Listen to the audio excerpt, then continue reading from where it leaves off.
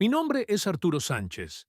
Tengo 72 años y pasé gran parte de mi vida creyendo que el amor y el sacrificio eran lo mismo. Quizás todavía lo crea. Fui funcionario público durante 39 años. Me casé con la mujer que amé desde los 20 y crié a mi único hijo, Mateo, como si el mundo girara a su alrededor. Le di todo: tiempo, dinero, paciencia, consejos. Lo crié para ser libre, para que nunca pasara por las privaciones que yo pasé. Pero nadie nos prepara para la ingratitud cuando viene disfrazada de madurez. A veces lo que duele no es un golpe o una palabra dura, es el silencio. El silencio de un hijo que simplemente deja de mirarte como padre. La boda de Mateo fue a finales de marzo, en un salón que él y su novia alquilaron en una elegante hacienda, rodeada de árboles y con una vista panorámica. Me enteré de esto, no por invitación, sino por casualidad. Fue la chica de la papelería, donde suelo imprimir los crucigramas, quien me comentó: «Señor Arturo, usted estará elegante para la boda de su hijo, ¿eh? Será hermosa». Yo solo sonreí y pregunté: «¿Está segura de que es este sábado?». Ella lo estaba. La confirmación fue como una pedrada helada en el estómago. No recibí invitación, ni física, ni virtual, nada, ni un mensaje seco. Faltando una semana, ninguna mención, ninguna llamada. Y aún así, ese día, me puse mi traje azul marino que no usaba desde el velorio de mi esposa, Elena. Me puse loción, peiné el poco cabello que me quedaba, me ajusté la corbata con calma, no por vanidad, sino por respeto, por mí y por ella. Ella habría ido. Ella me habría empujado por la puerta diciendo: «No importa si ellos olvidaron, tú no vas a olvidar quién eres». Llegué temprano. No quería hacer una escena ni interrumpir nada. Me quedé afuera, cerca del césped donde llegaban los invitados. Todo era hermoso, bien decorado, ese tipo de fiesta donde las servilletas combinan con la cinta del ramo. Vi a la gente tomando fotos, riendo. Vi a Mateo adentro riendo con los padrinos de traje blanco, pareciendo personajes de un comercial de banco. Él me vio. ¿Realmente me vio? Nuestros ojos se cruzaron, pero fingió que no. Fingió que yo era un extraño pasando por el evento. Pensé en irme en ese instante, pero algo dentro de mí me dijo que me quedara. No para causar problemas, no por orgullo, sino porque necesitaba saber hasta dónde llegaría la ausencia, hasta dónde llegaba el descarte. Me senté discretamente en una de las sillas de afuera, cerca del pasillo lateral. La ceremonia comenzó. La novia entró, aplausos, lágrimas, votos, y yo allí inmóvil, como una sombra en medio de la fiesta. Después de la ceremonia, cuando los invitados se movieron al cóctel, me acerqué más. Vi a la novia, Sofía, conversando con las damas de honor. Cuando me acerqué para felicitar a la pareja, ella me vio primero, y no dudó. Me miró a los ojos, sosteniendo la copa de espumante, y dijo, con un tono tan seco que ni el viento se movió: «¿Qué haces aquí?». Me quedé en silencio. Ella dio un paso adelante. «Tu presencia nunca fue bienvenida. Esta fiesta es para quienes respetan nuestro espacio. Sal». En ese momento, todos alrededor se callaron. Algunos incluso se alejaron. Otros miraron sin saber si era una pelea, una confusión o solo un malentendido. Pero lo que sucedió después fue lo que realmente me destruyó. Mateo, mi hijo, el hombre que acuné cuando tuvo fiebre, que llevé a la escuela en la parte trasera de mi bicicleta durante 5 años seguidos. Él se acercó, me miró como si yo fuera un vecino inconveniente y dijo: «Papá, respeta la decisión de mi esposa, vete». Fue así. Corto, frío, práctico, como quien quita una pieza vieja del estante. Mis ojos ardieron, pero no dejé caer ninguna lágrima. Solo respiré hondo. Lo miré una última vez y me di la vuelta. Mientras caminaba lentamente hacia el portón, Pude sentir los ojos en mi espalda. Ninguna mano me detuvo, ninguna voz me llamó, nadie encontró aquello incorrecto. Y entonces entendí. Yo era un figurante que invadió el escenario equivocado, un accesorio descartado de su historia. Entré en mi auto, me senté al volante y me quedé allí unos minutos en silencio. No lloré, no grité, solo sentí algo que nunca había sentido antes, algo que ni siquiera sé nombrar, una mezcla de luto, vergüenza y lucidez. En ese instante, me di cuenta de que ya no tenía un hijo. Tenía un extraño que usaba su rostro. Pero lo que ellos no sabían y no podían imaginar es que, al expulsarme de aquella ceremonia, no solo me estaban echando, estaban abriendo la puerta a algo que jamás podrían cerrar. Encendí el auto y salí sin decir una palabra, pero en ese mismo instante comencé a hacer las cuentas de lo que aún podía quitar. Y tenía mucho que quitar, mucho. El camino de regreso a casa fue más largo de lo que debería, no por el tráfico o la distancia, sino porque cada semáforo parecía hacerme parar solo para que sintiera un poco más de aquello. Ese dolor que no tiene nombre, un dolor silencioso, sin escándalo, sin golpe en la mesa. Era solo yo, el volante, y el eco de aquellas palabras que salieron de la boca de mi propio hijo. Vete. Fue eso.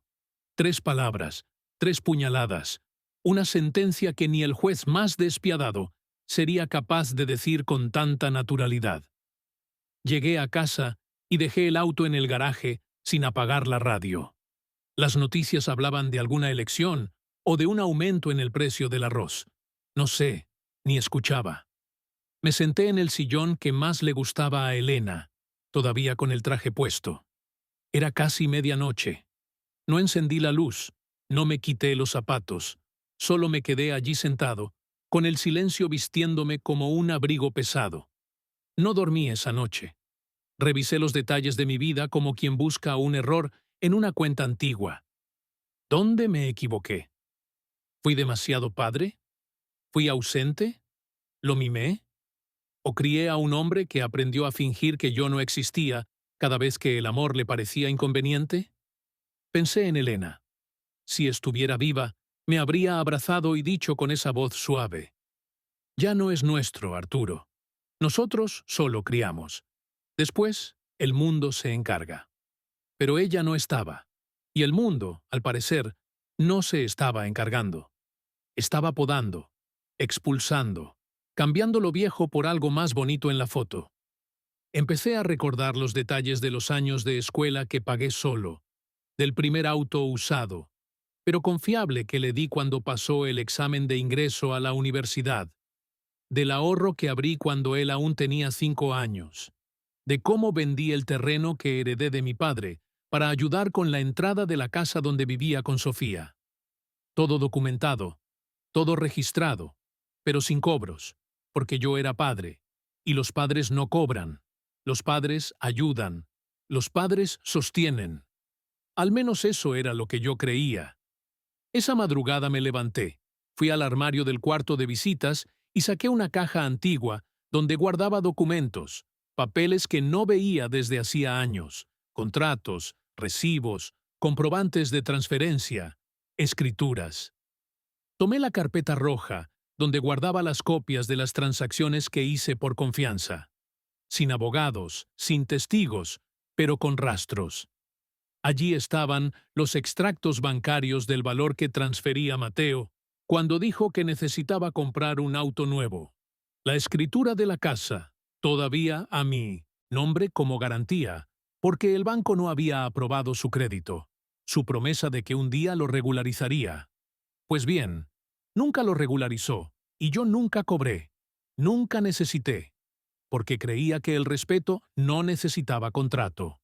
En ese momento entendí algo que desgarró mi ingenuidad como papel mojado. Cuando el amor de un padre ya no es conveniente, se convierte en basura emocional para los hijos que solo aprenden a recibir. Y peor, quien se permite ser descartado una vez, será descartado siempre. No era venganza lo que me movía. No, para nada. La venganza es cosa de quien quiere provocar dolor en el otro. Yo no quería lastimar. Quería desaparecer de sus expectativas, cortar el hilo que me unía a la obligación silenciosa de ser un donante eterno. No habría más depósitos, ni presencia, ni arreglos, solo consecuencias. Pasé los días siguientes en silencio. No atendí llamadas, no es que ellos hubieran llamado. No respondí mensajes. Tampoco había ninguno. Era como si mi ausencia hubiera sido ensayada, como si mi salida de la boda hubiera completado una coreografía ya prevista. Fui retirado como un elemento de escenario fuera de tono con la decoración. No me extrañarían, al menos eso pensaban. Esa semana me senté todos los días en el mismo sillón. Comencé a releer las copias de contratos que guardé sin intención de usar. Y cuanto más leía, más me daba cuenta. Ellos solo estaban de pie, porque yo aún los sostenía sin que se dieran cuenta. La casa, a mi nombre, la deuda del auto pagada por mí, la empresa de Mateo, esa startup de marketing que nunca dio ganancias, todavía usaba mi número de identificación fiscal como aval de un financiamiento a plazos. Yo era la base oculta de la pirámide y aún así fui tirado como una servilleta sucia después de la cena. No era cuestión de devolver el golpe, era cuestión de cerrar el grifo, de devolverles el mundo real, de mostrar, sin palabra alguna, que la ausencia de un padre no es solo simbólica, puede ser estructural. Comencé a organizar todo. No era rabia, era claridad. La claridad de quien finalmente entendió que ser padre no significa dejarse morir por dentro para que el otro viva cómodo. Ser padre también es saber cuándo apartarse del camino. Y cuando el camino se cierra con empujones, a veces es necesario mostrar que solo existía porque tú lo construiste. Guardé nuevamente los documentos en la carpeta roja, pero esta vez la puse sobre la mesa de la cocina, como quien deja la espada a la vista antes de comenzar a escribir su propia historia. Ellos no sabían lo que yo podía hacer, pero iban a aprender. Que no sería con gritos, ni con escándalos. Sería con silencio. Silencio. El mismo que me llevé el día en que fui expulsado de la boda de mi único hijo. El domingo siguiente, me desperté temprano. Hice café, como siempre, colado en tela, como lo hacía Elena. Pero por primera vez en mucho tiempo, lo tomé sin prisa. Había algo diferente en ese silencio de la mañana, como si el aire estuviera más limpio, como si la ausencia de llamadas y mensajes fuera una bendición y no un dolor. Me senté en la mesa de la cocina y miré la carpeta roja. Durante años fue solo un archivo pasivo de mi generosidad, un montón de papeles que comprobaban todo lo que hice por Mateo, sin que nadie me pidiera un recibo. ¿Y ahora? Ahora era mi libro de cuentas, no de cobros, sino de límites. Y ese día decidí que el primer paso sería precisamente ese, cancelar todos los cheques invisibles que dejé abiertos en la vida de mi hijo. Mateo siempre tuvo facilidad para pedir ayuda. Desde pequeño, cuando rompió el videojuego a los 11 años y juró que fue el perro, cuando dejó de pagar el alquiler de la residencia universitaria y me llamó en medio de la noche, con la voz quebrada, cuando se quedó sin trabajo y vino a vivir conmigo por casi un año, antes de rehacer su vida. Y yo siempre estuve allí con dinero, con consejos, con consuelo. No creía que aquello fuera un error. Era amor, era instinto, era ser padre, pero ahora lo veía con otros ojos. Aquello no fue enseñanza, fue comodidad. Le enseñé a mi hijo a pedir, pero nunca a agradecer. Tomé el teléfono fijo y llamé a mi contador, el señor Ramírez, un hombre sencillo, discreto, que cuidaba de mi jubilación y de mis inversiones con la calma de quien cuenta moneda por moneda. Quedé en verlo al día siguiente. Cuando llegué, tenía la mesa limpia, como siempre, y un café recién hecho. Arturo, qué bueno verte, pero por tu cara, hoy no es solo para revisar el impuesto sobre la renta. ¿verdad? No, hoy es para limpiar mi nombre de la vida de mi hijo. Él se quedó en silencio por unos segundos, luego solo señaló la silla. Le expliqué todo con calma. Le mostré los extractos, la escritura de la casa todavía a mi nombre, las cuotas del auto en el banco que fueron debitadas de mi cuenta por más de 2 años, la cuenta de ahorros conjunta creada cuando Mateo aún era adolescente y que él nunca cerró. Incluso había usado parte de ella el año anterior y ni me avisó. ¿Quieres demandarlo?, preguntó Ramírez. No, quiero deshacerme de todo. Quiero que aprenda a caminar sin mi sombra. Ramírez sacó su laptop, tecleó en silencio por unos minutos y luego me dijo que sería posible. La cuenta conjunta podría ser cerrada. La cuenta de ahorros transferida a mi titularidad exclusiva. En cuanto a la casa, si yo quisiera, podría pedir el desalojo y venderla legalmente, ya que nunca hice una donación formal, ni cedí un contrato de posesión. Explicó que jurídicamente Mateo y Sofía vivían de favor en una propiedad mía. La información me dolió, porque la palabra favor es cruel cuando se dice sobre quien criaste con tanto amor. Pero en ese momento entendí que favor no es ofensa, es diagnóstico. Ramírez me entregó algunos formularios y dijo que en un plazo de 10 días todo estaría regularizado. Le agradecí, le estreché la mano y me fui. De regreso, pasé por la misma papelería, donde escuché por primera vez sobre la boda. La chica de la caja me reconoció, sonrió y me preguntó, como quien prueba la delicadeza de las palabras, ¿y qué tal, señor Arturo? ¿Fue bonita la boda? Le devolví la sonrisa, una sonrisa fina, y respondí simplemente, fue educativa. Ella no entendió y ni necesitaba hacerlo. Al llegar a casa, organicé todo en 3 carpetas: cerrado, en proceso y personal. La que más satisfacción me dio fue la primera. Dentro de ella puse el cierre de la cuenta conjunta, el extracto de la cuenta de ahorros, ahora a mi nombre, y una carta certificada que había enviado al banco solicitando la retirada de mi nombre, como aval del préstamo de la empresa fallida de Mateo. Sí, él había usado mi nombre como garantía, y yo nunca lo supe hasta que miré los papeles con calma. Todo documentado, todo legítimo, nada hecho con rencor. Simplemente le quité el oxígeno financiero que él respiraba sin darse cuenta, y lo hice con la calma de quien enciende una vela, sabiendo que el fuego no va a quemar, solo va a iluminar la oscuridad en la que él mismo se metió. Los días siguientes fueron extrañamente tranquilos. Nadie me llamó, nadie vino a tocar a la puerta, ningún pedido de explicación. Y entonces, una mañana de viernes, recibí una llamada de un número que reconocí al instante. Era del abogado de Mateo, el mismo que él contrató cuando compró el auto años atrás. Señor Arturo, buenas tardes. Hablo en nombre del señor Mateo. Le gustaría saber si usted tiene alguna deuda bancaria relacionada con la cuenta conjunta de ustedes. Hubo un bloqueo inesperado. Respiré hondo y respondí con un tono neutro. No tengo ninguna deuda. Solo cerré lo que ya no tenía sentido mantener. Él también mencionó que intentó acceder a la cuenta de ahorros y no encontró el saldo. Porque no hay saldo que encontrar. La cuenta fue cerrada. El dinero que estaba allí era mío. Solo estaba en el lugar equivocado.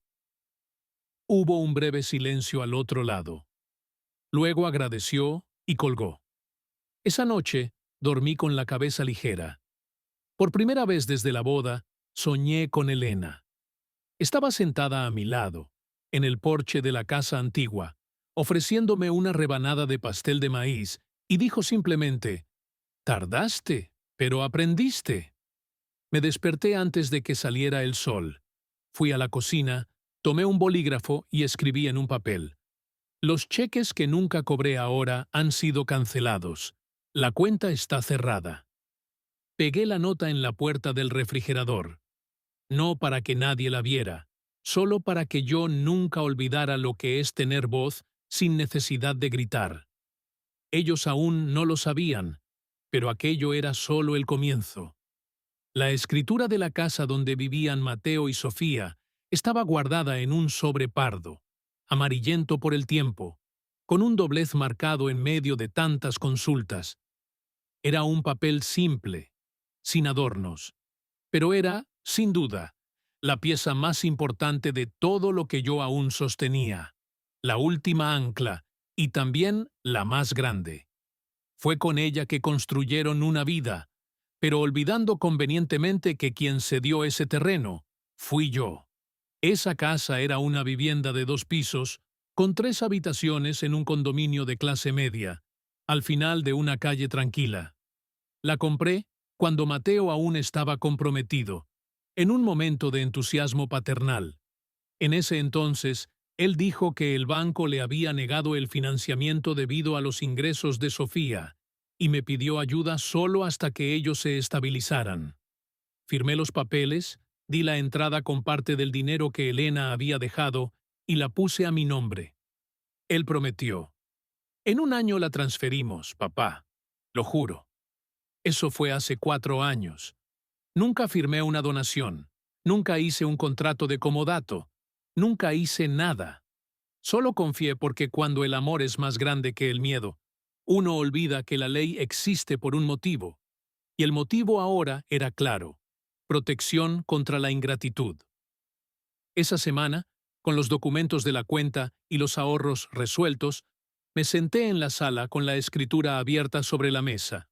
Tomé mi teléfono y llamé al doctor García, abogado civil, de un antiguo colega de trabajo. Le expliqué todo por teléfono. Él escuchó en silencio. Cuando terminé, dijo: «Señor Arturo, usted tiene todo el derecho de retomar la posesión.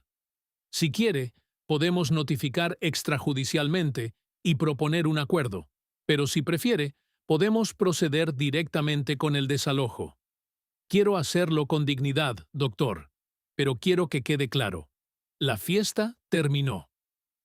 Concertamos una reunión en su oficina para el lunes. Llevé todos los documentos comprobantes, incluida la carta de Mateo, escrita a mano años antes, agradeciendo la ayuda que un día él retribuiría. Una carta tonta, pero que ahora servía de recordatorio.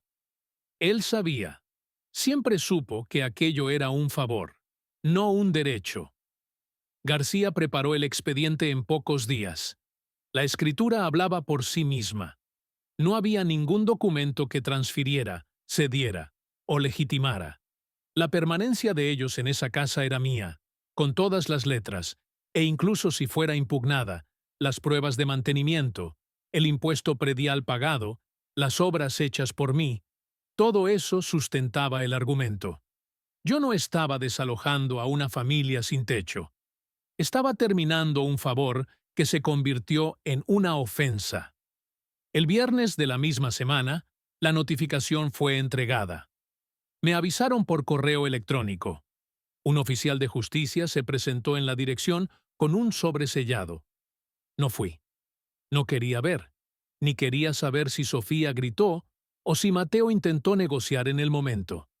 Lo que me importaba era que la primera pieza del dominó había caído. Esa misma noche, el celular vibró. Un número desconocido. Atendí. «Papá, ¿qué está pasando aquí? Llegó una citación absurda a casa, diciendo que tenemos que irnos. ¿Qué payasada es esta?». La voz de Mateo estaba alterada como la de un adolescente regañado, pero ya no había espacio para ese tipo de escenas. «No es payasada, Mateo. Es solo la corrección de un viejo error. La casa es mía, y solo quiero lo que es mío de vuelta. No puedes hacer eso. Sofía está embarazada. Tenemos planes. ¿Cómo puedes ser tan frío?». Frío es expulsar a un padre dentro de su propia boda, Mateo. Frío es mirarme como si fuera un intruso. Frío fue tu silencio mientras tu esposa me humillaba. Solo estoy devolviendo el hielo que ustedes me dieron, solo que en forma de papel timbrado. Él se quedó callado por unos segundos, luego murmuró algo inaudible y colgó. Me quedé allí con el teléfono en la mano, mirando la pantalla apagada.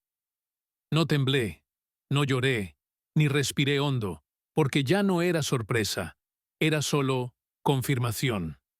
La constatación de que a veces uno solo conoce el peso de su propio silencio, cuando comienza a usarlo como respuesta. En los días siguientes, comencé a recibir pequeños ataques indirectos en las redes sociales, capturas de pantalla que amigos me enviaban con frases como «La verdadera familia no siempre es de sangre» o «Algunas personas solo quieren controlar a los demás». Textos con fotos de ecografías, hashtags de superación, frases cursis con fondo beige. No respondí, no porque no tuviera que decir, sino porque entendí que su ruido era la señal de que mi ausencia finalmente estaba siendo sentida. El silencio que me llevé a la boda ahora era un eco ensordecedor en sus vidas. El miércoles siguiente, García me llamó. Dijo que habían respondido a la notificación con una solicitud informal de 30 días más para organizarse. Yo autoricé, no porque sea bueno, sino porque sé que el tiempo a veces duele más que la prisa. Ellos vivirían cada día, sabiendo que estaban viviendo en una casa que ya no era un hogar, un lugar donde cada pared era un recordatorio del puente que quemaron con un fósforo en la mano y gasolina en el corazón. Esa noche hice té, me senté en el porche y me puse a pensar en cómo cambia la vida. De padre presente a villano, de sostén a amenaza, todo por haber exigido el mínimo respeto. Pero yo no buscaba reconocimiento. Yo quería paz. Y la paz a veces solo llega cuando uno le devuelve al mundo lo que intenta quitarle: el derecho a existir con dignidad. La escritura estaba conmigo, la verdad también. Y ahora su paciencia sería puesta a prueba de la misma manera que ellos probaron la mía. Creyeron que me sacaron de la boda, pero lo que hicieron, en realidad, fue devolverme el control y yo aún tenía mucho que recuperar. El viernes, cuando venció el plazo final de la notificación, la respuesta no llegó en forma de carta o llamada formal. Llegó en forma de desesperación. El tipo de desesperación que no se grita, pero que se escapa por los ojos rojos, por los mensajes truncados, por las señales que solo quien vivió mucho tiempo a la sombra de la responsabilidad reconoce. Empecé a darme cuenta en los detalles, en capturas de pantalla que me enviaban, en frases sueltas escritas en redes sociales, con tonos cada vez más confusos y genéricos, palabras como injusticia, presión, abandono, comenzaron a aparecer como si pudieran cambiar los hechos con hashtags y lástima ajena. El lunes siguiente, al final del plazo, recibí la confirmación oficial de la oficina del doctor García. El proceso de desalojo había sido protocolizado. La casa dejaría de ser de ellos, aunque nunca legalmente lo hubiera sido. Ahora sería oficialmente retirada. Y el mundo que construyeron sobre esa base, que nunca fue de ellos, estaba a punto de derrumbarse. No hubo respuesta directa, ni protesta formal. Lo que vino poco a poco fue la decadencia silenciosa que se derrama cuando se quita la estructura a quien jamás aprendió a sostenerla por sí mismo. Primero fueron los pedidos velados de ayuda, enviados por personas de fuera, gente que no me hablaba desde hacía años, tías lejanas, colegas de trabajo de Mateo, vecinos que nunca me saludaron bien, frases vagas intentando entender lo que pasó, intentando reescribir la historia como un malentendido, como si todo pudiera resolverse con una conversación familiar. Pero ya no había familia. Había un contrato roto, un respeto sepultado. En poco tiempo, comenzaron las señales más concretas. El auto de la pareja, que antes siempre brillaba en la entrada, ahora desaparecía con más frecuencia, hasta que se esfumó por completo. El césped del jardín delantero creció sin cortar durante 2 semanas. El portón automático, que siempre funcionaba con precisión, comenzó a quedar entreabierto. La casa, antes llena de plantas decorativas y lámparas modernas, se fue vaciando de la vida que intentaron aparentar tener, y yo desde lejos solo observaba, no con placer ni con rabia, sino con la certeza de que aquello era consecuencia, no venganza. Algunos amigos, movidos por la curiosidad, comenzaron a preguntarme si no creía que había ido demasiado lejos, si no sería hora de dar una segunda oportunidad. A esos yo solo les devolvía la pregunta: ¿cuántas oportunidades se le da a quien usa el amor como escudo mientras apuñala por la espalda? El problema nunca fue el error, fue la frialdad, la ausencia de arrepentimiento, la certeza de que podrían hacer y rehacer sin que hubiera reacción. Aquello no era familia, era usufructo, era un contrato emocional de una sola vía. Fue un jueves por la noche cuando recibí una carta entregada por un mensajero sin firma, papel simple, sobre blanco. En ella, un pedido implícito de más tiempo, una justificación cualquiera, involucrando dificultades, problemas inesperados, cuestiones personales. Ninguna disculpa, ningún reconocimiento de lo que me habían hecho, solo un intento de negociación, como si todavía estuvieran tratando con el mismo hombre que pasó la vida diciendo sí. No respondí. Guardé la carta junto con las demás, como registro de una fase. Al día siguiente, llegó el aviso del oficial de justicia, confirmando la fecha de la retirada forzada, en caso de que el desalojo no ocurriera de forma voluntaria hasta el final de la semana. Los engranajes de la realidad estaban girando y ya no había vuelta atrás. Ellos ya no solo estaban perdiendo una casa, estaban empezando a entender que jamás la tuvieron. La mañana del viernes siguiente, vi por primera vez una escena que me marcó. Pasé por casualidad frente al condominio. Me mantuve al otro lado de la calle, casi invisible. Había una camioneta estacionada en la puerta de la casa. Un joven cargaba cajas y bolsas en el vehículo y allí estaban ellos, Mateo y Sofía, cargando las últimas cosas con la mirada baja, los hombros pesados y ninguna ceremonia, ninguna fiesta de despedida, ningún discurso en línea. La exposición dio paso al silencio que antes me obligaron a soportar. Permanecí parado por unos minutos al otro lado de la calle, sin ser visto, no por cobardía, sino porque ese momento ya no me pertenecía. Ellos no merecían mi presencia, ni siquiera en ese final. Era el cierre de algo que había muerto mucho antes, en el instante exacto en que prefirieron excluirme de sus vidas, en nombre de conveniencias y apariencias. Lo que más me impresionó fue la ausencia de cualquier vestigio de la arrogancia que vi en la boda. La vanidad dio paso a la prisa. La soberbia se convirtió en equipaje amontonado, y el futuro prometedor que tanto anunciaron en las redes ahora cabía en cajas de cartón y maletas viejas. Volví a casa en silencio. Abrí la ventana de la sala y dejé que el viento entrara. No sentí placer, no sonreí, pero sentí una paz diferente, un tipo de ligereza que solo llega cuando uno deja de cargar el peso de la esperanza en los demás, porque allí, en ese momento, supe que su vida, construida sobre lo que era mío, finalmente se había derrumbado, no por mi maldad, sino por la propia base podrida sobre la que eligieron edificar. Ellos ya no tenían dónde vivir, y yo, por fin, tenía dónde respirar. No tardó mucho en que surgiera el primer intento de manipular la narrativa después de que la casa fue vaciada, que los muebles fueron empacados a toda prisa y que la escritura finalmente volvió a mis manos, como siempre debió haber estado. El silencio que reinaba fue reemplazado por algo más ruidoso y predecible. Era solo cuestión de tiempo hasta que el orgullo herido se transformara en victimismo público. Recibí la noticia de que mi nuera había hecho una publicación en Instagram por un conocido que aún lo seguía a ambos. Nunca fui de involucrarme en redes sociales. Tengo perfil, claro, pero lo uso esporádico y discreto. La vida siempre me pareció más real fuera de la pantalla, pero ese día entré por curiosidad. Quise ver con mis propios ojos cómo alguien era capaz de moldear su propia caída en un espectáculo. La publicación estaba allí.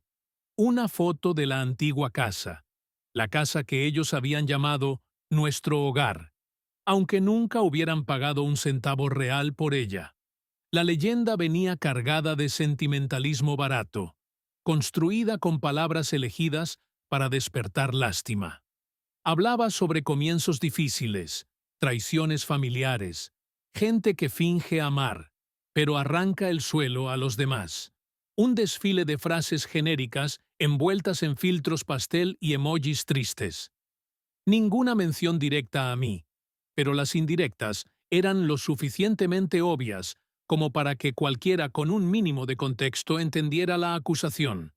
La primera reacción que tuve fue de desprecio, no rabia. Ya había pasado la fase de la rabia. Era otro sentimiento, algo más seco y sobrio. Era una indignación silenciosa por ver la verdad siendo torcida de esa forma tan cobarde. Yo había financiado los estudios de mi hijo, la entrada de la casa, parte de los muebles. Hice esto creyendo que el respeto era mutuo, que la gratitud silenciosa vivía allí mismo, donde las palabras fallaban. Pero bastó el primer no, la primera caída de máscara para que todo esto fuera reescrito como abandono. Leí los comentarios. Amigas de la novia llenando la publicación de corazones rotos, mensajes de apoyo y frases como «Ustedes merecen algo mejor. El universo les devolverá el doble, fuerza amiga». Algunos pocos parecían desconfiar de la historia, pero eran engullidos por la marea emocional que ella misma había alimentado. Nadie sabía de la escritura, de los cheques cancelados, de la boda donde fui expulsado como un intruso, del silencio forzado que me obligaron a tragar. No, aquello no cabía en la narrativa que ella quería construir. Fue en ese momento que me di cuenta. No servía de nada explicar. Quien quería creer en su versión, creería. Y quien estuviera dispuesto a ver, más allá de las palabras bonitas, un día lo vería. Y fue exactamente lo que hice. No refuté, no comenté, no envié mensajes, solo reuní lo que comprobaba la realidad. Registros bancarios, comprobantes de transferencia, copia de la escritura, conversaciones antiguas, y guardé todo con fecha, hora y orden. No lo publiqué, pero lo dejé listo, porque a veces la verdad no necesita ser lanzada al ventilador, solo necesita ser mantenida viva, guardada, preservada para el momento adecuado. Y cuando ese momento llegara, y yo sabía que llegaría, no habría publicación, leyenda o emoji capaz de revertir lo que estaba documentado. La vanidad de ellos, al intentar distorsionar los hechos, solo adelantaba lo que vendría después. La vida tiene una forma peculiar de nivelar las cuentas. Querían empatía pública, querían aplausos por el dolor que fingían sentir, pero estaban construyendo su propia trampa. Cuanto más alto intentaban subir en la opinión de los demás, mayor sería la caída, cuando la verdad saliera a la luz y saldría. Solo necesitaba seguir callado, porque el silencio, al contrario de lo que muchos piensan, no es debilidad. A veces es la forma más brutal de respuesta. Estaba en el patio, podando las ramas del viejo ciruelo que planté con mi esposa poco después del nacimiento de nuestro hijo. El árbol siempre florecía en mayo, incluso en los años difíciles, incluso cuando las cuentas se acumulaban, incluso cuando su salud comenzó a fallar. Ese árbol persistía, un símbolo silencioso de aquello que se cultiva con cuidado y permanece incluso cuando todo lo demás se rompe. Fue allí donde lo vi por primera vez después de todo. No anunció la visita, no llamó antes, no envió mensaje, no golpeó la puerta con firmeza. Simplemente apareció parado en la acera, con las manos en los bolsillos y los hombros encorvados, como si cargara un saco de cemento en la espalda. Era él, pero no exactamente el mismo. El traje que usaba el día de la boda dio paso a una camiseta arrugada, jeans gastados y zapatos que conocían bien el asfalto. El rostro estaba más delgado y había ojeras bajo sus ojos, como si noches enteras hubieran sido dedicadas a conversaciones que no llevaron a ninguna parte. No dije nada. Seguí podando la rama. Él tampoco habló. Solo entró despacio, como quien pisa en territorio sagrado, después de años de exilio. Caminó hacia mí y se quedó a 2 metros de distancia, como si aún no supiera si tenía permiso para cruzar esa línea invisible entre lo que fuimos y lo que nos convertimos. Cuando finalmente abrió la boca, no era para pedir disculpas, no era para reconocer la humillación pública, no era para recordar la infancia que le di, las noches en vela cuidando sus fiebres, o las veces en que vendí cosas mías para pagar lo que faltaba para que él viajara con sus amigos de la escuela. No, él vino a negociar.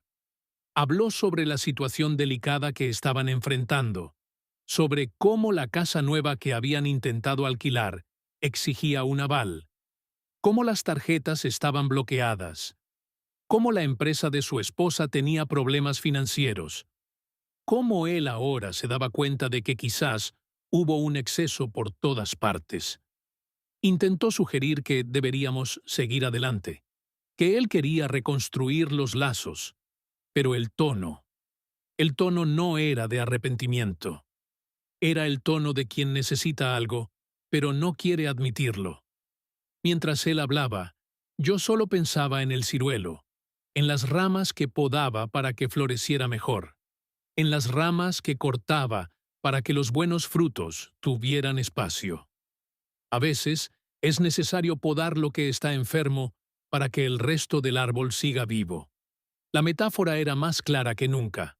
Cuando dejó de hablar, mirándome como quien espera un veredicto, solo asentí con la cabeza, no con aprobación, sino con comprensión.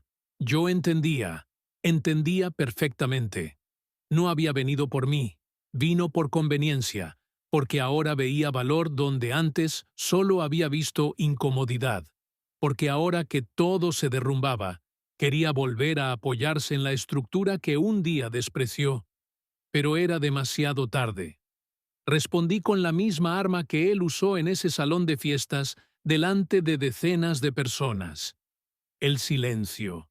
Dejé las tijeras de podar a un lado, me limpié las manos en un trapo viejo y caminé de regreso a casa, dejándolo parado en el patio, sin una palabra, exactamente como yo había salido de su boda. La vida a veces devuelve las escenas con una simetría casi cruel. Él no insistió, quizás porque, en el fondo, sabía que esa puerta no se abriría de la misma manera de nuevo, o quizás porque finalmente comenzó a entender que ciertas consecuencias no vienen con un botón de deshacer. Algunas elecciones cuestan caro y el precio no se puede pagar a plazos. Esa noche dormí como hacía mucho tiempo no dormía. Por primera vez, sentí que había retomado la autoridad sobre mi propia historia, no por venganza, sino por el respeto que me negaron. Y era solo el comienzo. La ruina de ellos no llegó como un rayo, llegó como un goteo, una fuga lenta, casi imperceptible, pero constante, que mancha la pared por dentro antes de que cualquiera lo note por fuera. Y cuando finalmente ves la grieta, el daño ya está hecho. Así fue como la vida perfecta de mi hijo y su esposa comenzó a deshacerse poco a poco, de forma silenciosa, pero visible para quien siempre supo dónde mirar. Yo no busqué saber. Las informaciones me llegaban, como hojas llevadas por el viento hasta la puerta de casa.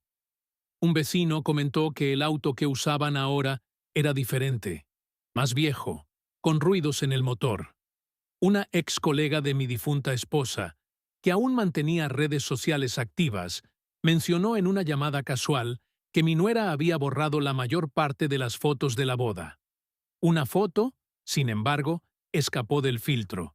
Una historia corta de segundos, mostrando la sala de la nueva casa, visiblemente más pequeña, mal iluminada, con muebles improvisados.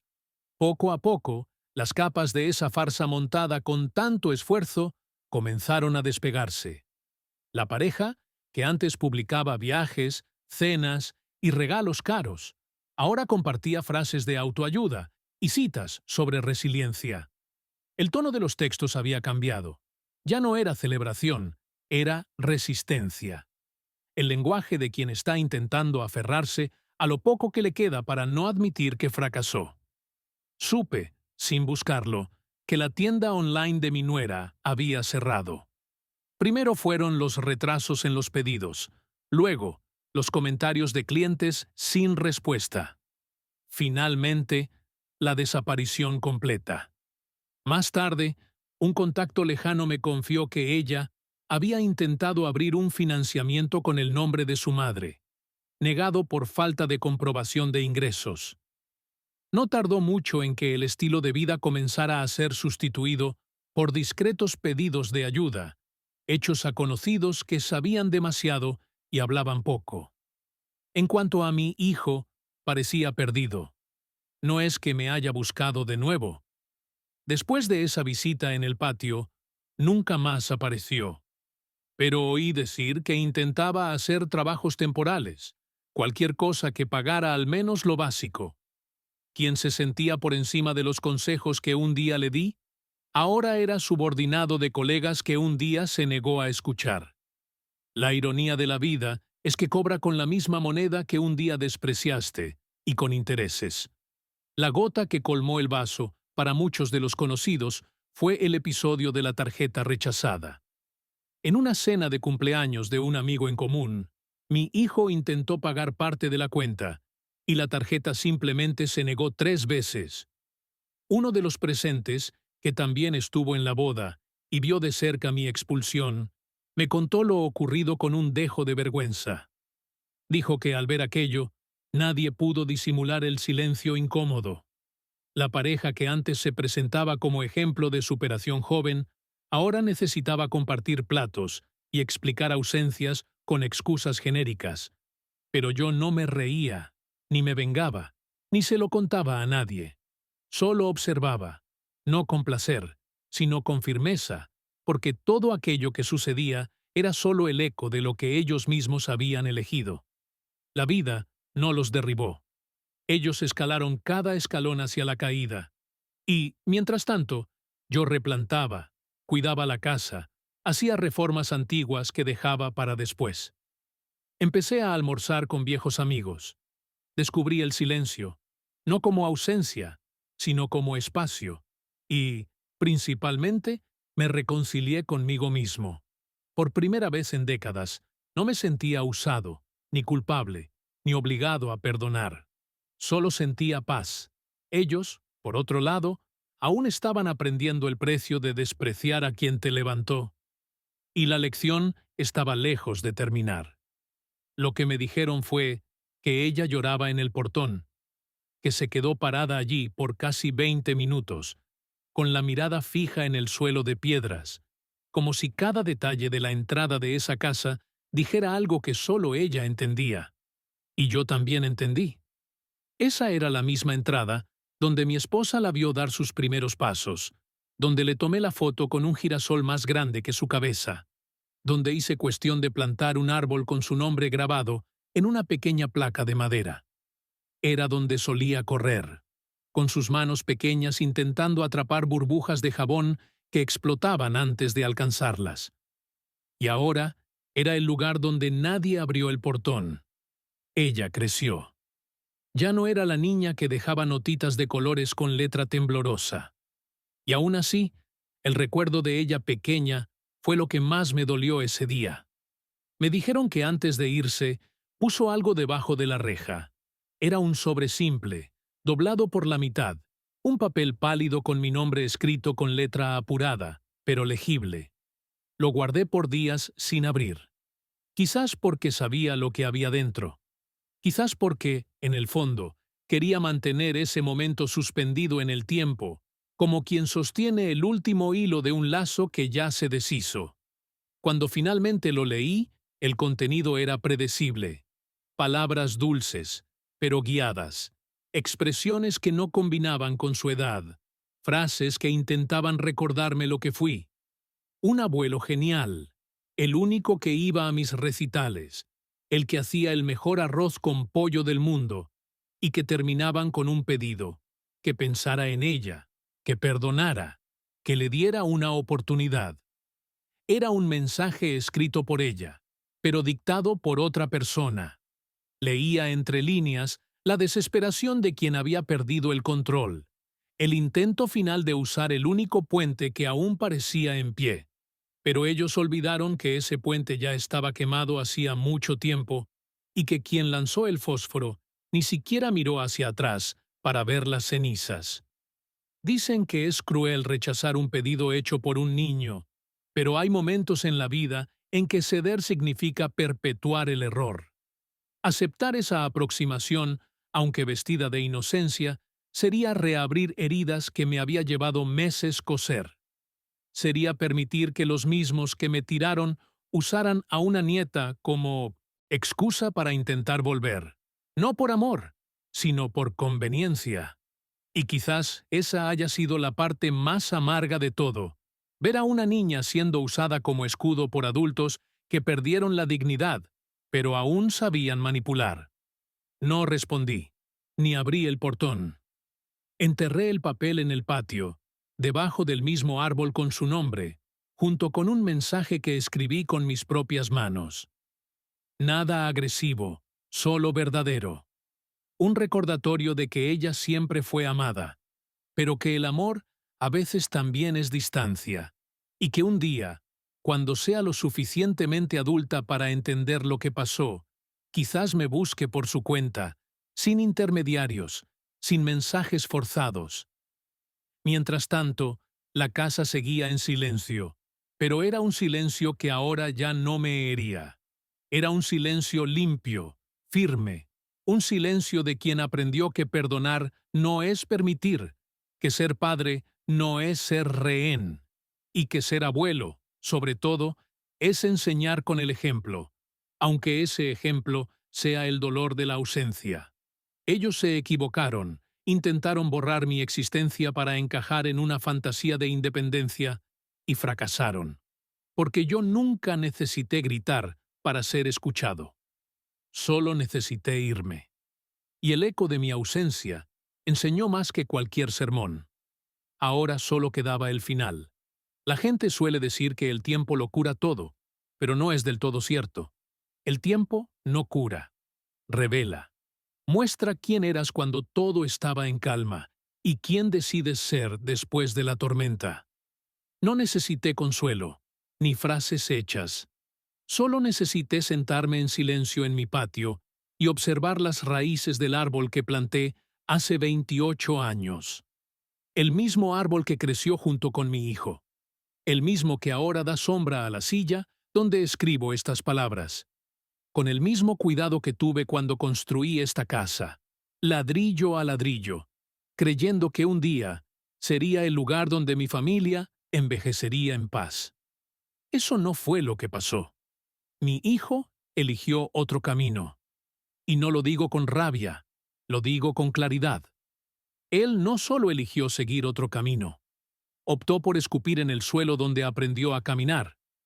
Decidió olvidar a quien lo sostuvo en brazos cuando tuvo fiebre por primera vez, a quien vendió el auto para pagar su universidad, a quien pasó noches solo cuando su madre murió, y aún así le mantuvo el café listo al día siguiente.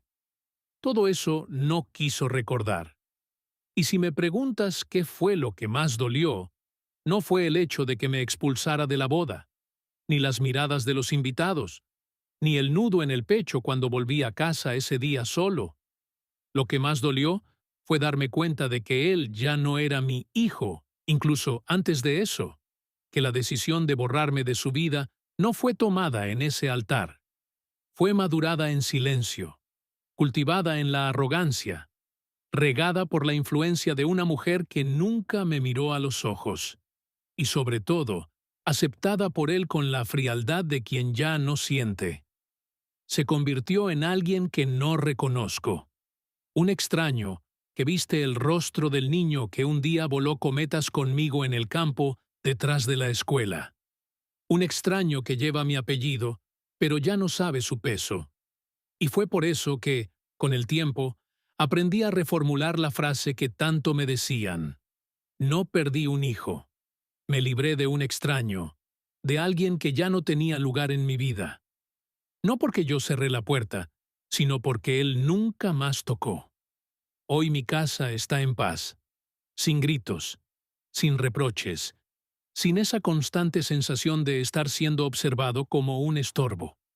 Me levanto cuando quiero, cuido mis plantas, leo mis libros, visito viejos amigos, hago mi propia comida y duermo con la tranquilidad de quien no le debe nada a nadie. A veces me encuentro recordando cuando él era niño, y esos recuerdos ya no me duelen. Se convirtieron exactamente en lo que debían ser. Buenos recuerdos, completos, pero enterrados en el momento justo. Soy abuelo, pero aprendí que eso no significa aceptar cualquier tipo de manipulación emocional. Amo a mi nieta, pero amar también es saber decir no. Amar es enseñar que nadie debe aceptar la falta de respeto, ni de un hijo, ni de un esposo, ni de nadie. Ella lo entenderá un día, y cuando lo entienda, quizás venga a buscarme. Y si viene con el corazón limpio, me encontrará con los brazos abiertos, pero no con las rodillas dobladas. Lo que hice, lo hice por mí, por mi dignidad, por todo lo que tragué en silencio durante años, creyendo que el amor de padre soportaba cualquier cosa. Soporta mucho, sí, pero no la humillación pública, no el descarte, no el olvido deliberado. Si llegaste hasta aquí esperando un final dramático o una reconciliación forzada, no la encontrarás. Mi final fue silencioso. Fue el sonido de una puerta siendo cerrada con calma, de una escritura siendo transferida con justicia, de una cuenta bancaria siendo cerrada sin odio, solo con una firma. El sonido de la paz, por fin, abrazándome. No soy perfecto, me equivoqué mucho. Pero una cosa sé, fui padre por completo, y nadie podrá borrar eso, ni siquiera quien lo intentó.